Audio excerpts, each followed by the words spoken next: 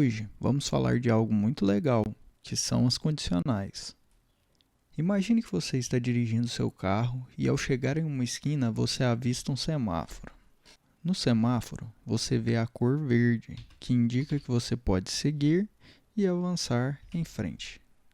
Agora, imagine que você deu a volta no quarteirão e retorna ao mesmo local. Você avista novamente o semáforo, que agora está com a cor vermelha. Logo, você deverá parar e aguardar que a cor do semáforo fique verde novamente para que você possa seguir em frente. Esse é um bom exemplo para explicar de forma simples uma condicional. Em um fluxograma bem simples, teríamos o seguinte: temos o início de tudo e então temos uma condição. O sinal está verde? Se a resposta for sim, teremos que esse caminho deve ser seguido, então a pessoa pode seguir em frente. Caso a resposta seja não, é porque o sinal estará vermelho, então ele deverá parar. São esses tipos de condições que podem ser representadas em programação através do uso do if e do else. Temos que, a partir de uma condição determinada, tomamos uma ação ou outra. Em Python, podemos representar isso da seguinte forma: if condição faça isso, se não, faça isso.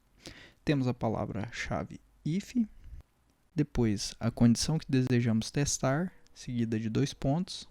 Na linha de baixo temos que ter a indentação e depois o código que diz o que deve ser executado. O bloco else será executado se a nossa condição for falsa. Vamos tentar isso na prática. Nós podemos fazer da seguinte maneira: nós determinamos uma variável que recebe a cor verde e depois criamos a nossa estrutura condicional. Então, nós temos aqui if cor do semáforo, que é a minha variável que possui o valor verde. Então, se o conteúdo dessa variável for igual a verde, e perceba que aqui quando estamos fazendo uma comparação, nós vamos falar mais tarde, mas só para que vocês entendam o exemplo, nós utilizamos 2 sinais de igual, diferentemente de quando fazemos uma atribuição, que utilizamos somente um sinal de igual. Então, se a cor do semáforo for igual a verde, nós vamos imprimir siga em frente. Caso contrário, se esse valor não for igual a verde, nós vamos imprimir pare o carro. Vamos testar. E veja que, como nosso valor é verde, foi exibido siga em frente.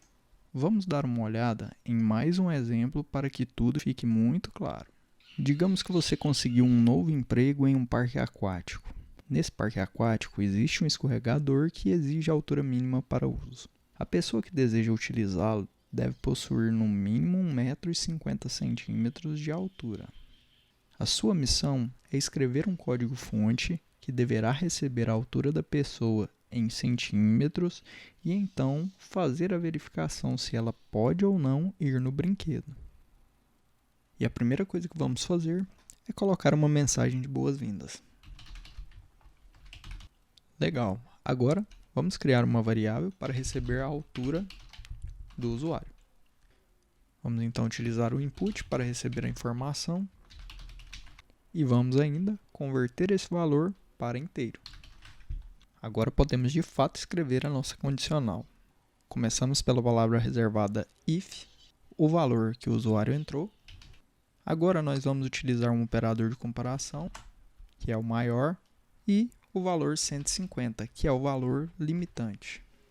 Dentro da nossa condicional, nós vamos agora colocar o código que deverá ser executado caso essa condição seja atendida. Para o código que vamos escrever agora fique dentro desse bloco condicional, temos que lembrar de aplicar a indentação, que, como já falamos antes, é muito importante quando estamos trabalhando em Python. Perceba que a ideia já deu alguns espaços, mas caso ela não dê um espaço, você pode utilizar a tecla Tab, que o espaçamento será dado corretamente. Podemos agora escrever nosso código. Então, se a nossa condição for verdadeira, você pode ir no escorregador. Vamos escrever agora a outra parte da nossa condicional, que vai ser com a utilização do else. E o pensamento é o seguinte: se a condição anterior não for atendida, então faça o que está dentro do bloco de código else. O else deverá estar no mesmo nível de indentação que o if, pois eles são condicionais que possuem relação uma com a outra.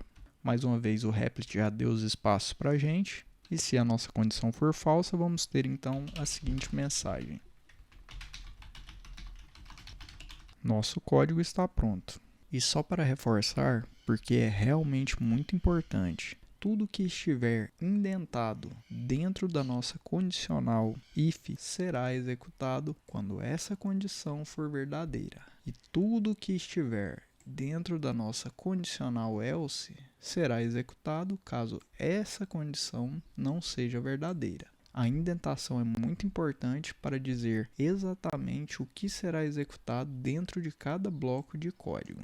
Por exemplo, se esquecermos essa indentação, ao executar nosso código, veja que temos exatamente um erro de indentação. Vamos voltar.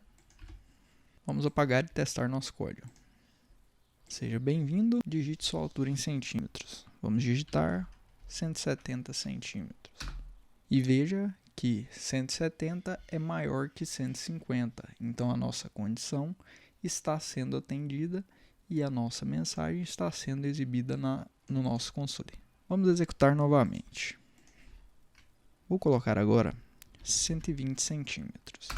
E perceba que a nossa mensagem foi alterada. Por quê? Nós temos agora que a altura é 120 e 120 não é maior que 150. Então, o nosso bloco else será chamado e tudo que está dentro desse else será executado, que é a nossa mensagem aqui. Um outro detalhe bem importante é que quando utilizamos o sinal de maior em nossa condição, estamos dizendo que somente alturas acima de 150 satisfazem a condição, e isso não inclui o 150. Ela será satisfeita somente se a altura for de 151 para cima. Veja,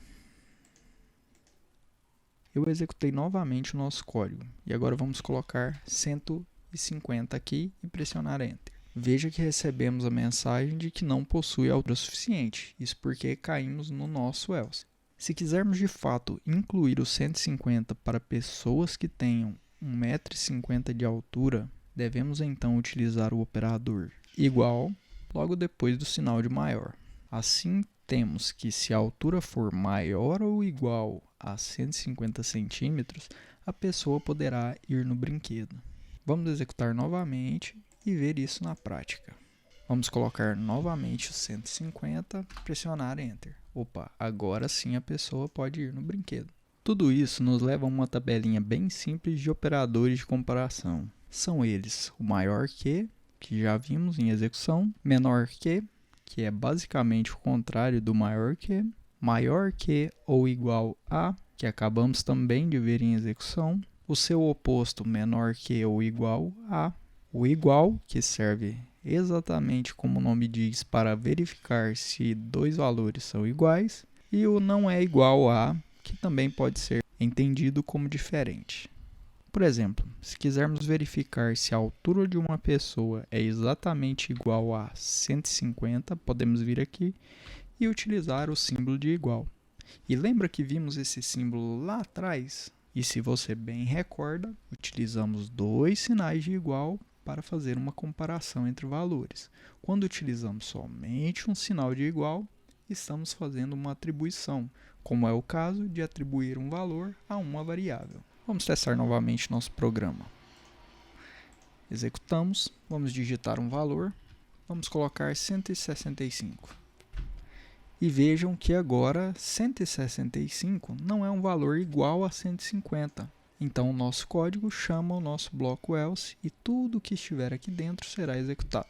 Agora, se rodarmos novamente o nosso código e inserirmos o 150, perceba que 150 é igual a 150 e a nossa condição é verdadeira. Então esse outro bloco de código será executado.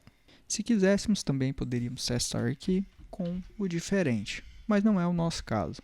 Vamos voltar aqui para a nossa condição anterior, que é realmente a situação correspondente à situação da vida real que apresentamos. Por hoje é isso. Eu espero você na próxima aula.